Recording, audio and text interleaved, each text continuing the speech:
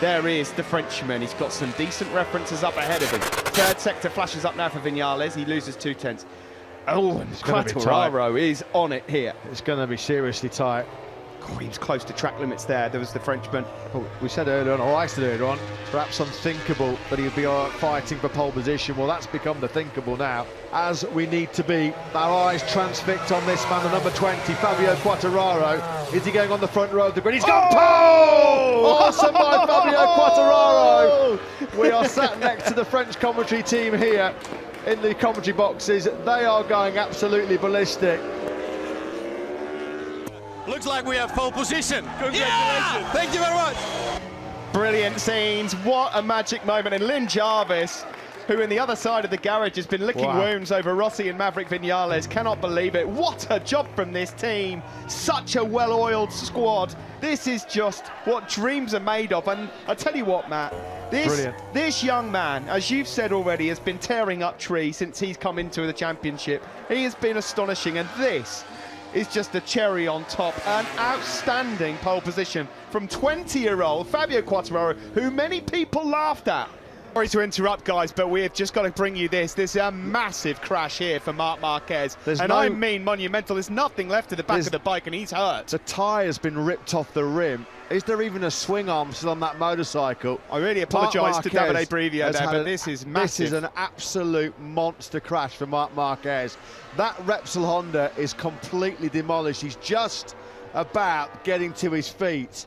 I think that's at turn 6 or 7, maybe. I have to say, Matt, I don't think I've seen Marc Marquez. There's no tyre on, there's no rear tyre on the rim. Have a crash like that in a long, long time. I mean, I don't know what's happened, but he is really hurt here. Well, it must have been a high side. Surely that's launched him into the air, because that is turn 7. It's turn 7 for Marc Marquez. It's an outlap. It's his Marc Marquez. This is Marquez because of the weather. He's pushing for a time to make sure he's inside that top 10. Soft rear tyre, outlap. He's just gone too hard too quickly, and the world champion-elect rattled, shaken, stirred. That Repsol Honda RC213V, there's not a lot left of that. That can pretty much be a straight to skip job.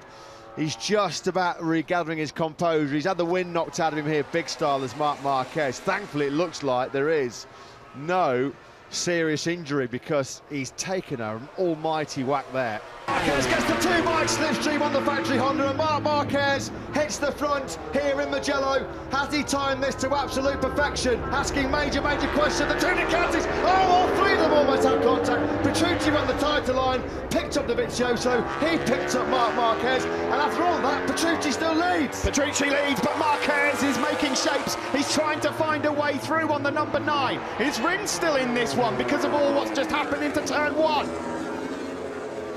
They flick right.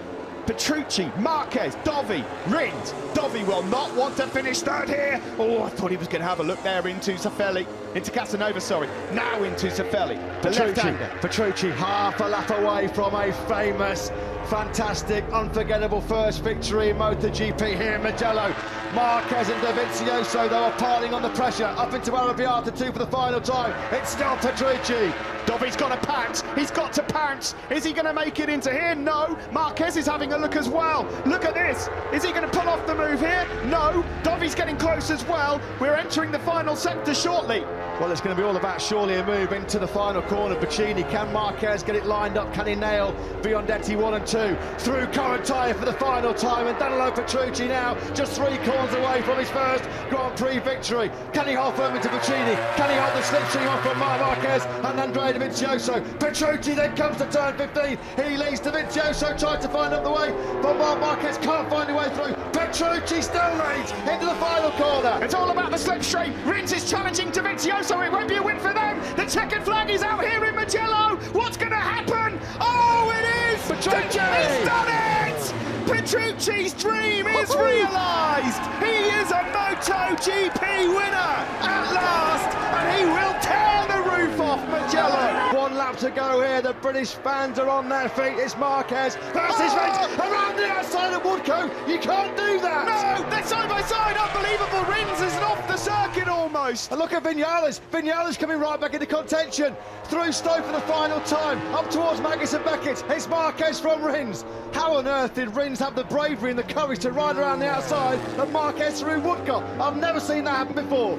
Vinales is in contention here. Around Maggotts and Beckett we go on the final lap here at the British Grand Prix. Who wins? Honda, Suzuki or Yamaha? Marquez doing everything he can to defend now. Who's got the drive then down the Hanger Straight?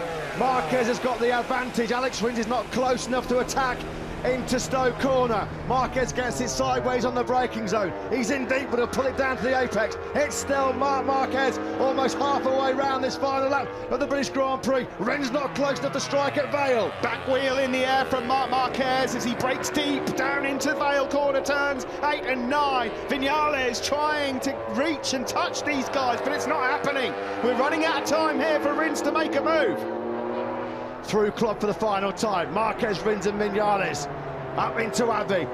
Coming up to Aintree and the Loop, where Alex Rins took the lead on the last lap. Is he going to be close enough? This is where he's been brilliant coming into Village corner. Marquez runs that tight defensive line. Alex Rins is not going to be close enough now to pounce. We go left into the loop and there's a sweeping line coming again from Alex Rins. Is he going to try the same again? Marquez says no, you don't. He's got to try and get close enough for the slipstream. Clever by Marquez. He just blocked him, parked that Honda in the middle of the corner. He knew that Rins couldn't sweep underneath him. Marquez then into Brooklands for the final time. Has he got the job done? He's so hard on that front end. Rins is trying everything to get the Suzuki into contention. They come into Luffield. Surely Rins is not going to try and ride around the outside of Marquez again into Woodcote. One corner to go, Marquez versus Rins. Here we go then, around the final corner. Rins is going to have another look. Surely not around the He's got the drive. He's going to do it. He's going to do it. Unbelievable. He's done it. Rins has poached it. Unbelievable. Unreal from Rins. He had a massive moment on the rear tyres. He got on the gas coming through turn number 9. It cost him his drive. It cost him his momentum. Lorenzo! He's wiped them all out. They're How all has this down. happened? They're all down. There's 4 of them down. Rossi's down. Vinales is down. What a nightmare. Jorge Lorenzo has just taken out 4 of the top 5. Lorenzo, who was wiped out there himself by Andrea Iannone a few years back. What an absolute shocker from Jorge Lorenzo. What was he thinking? He took out Dovizioso, he took out Vinales. Rossi has remounted. Rossi was on the outside, tried to avoid it all. And when it's all said and done, the only man he didn't take out was his teammate Marc Marquez, who's now leading the race. Well, we thought there was friction. He's done him a favour, hasn't he? Hi guys, I'm Afisharin. If you like the video, like and subscribe.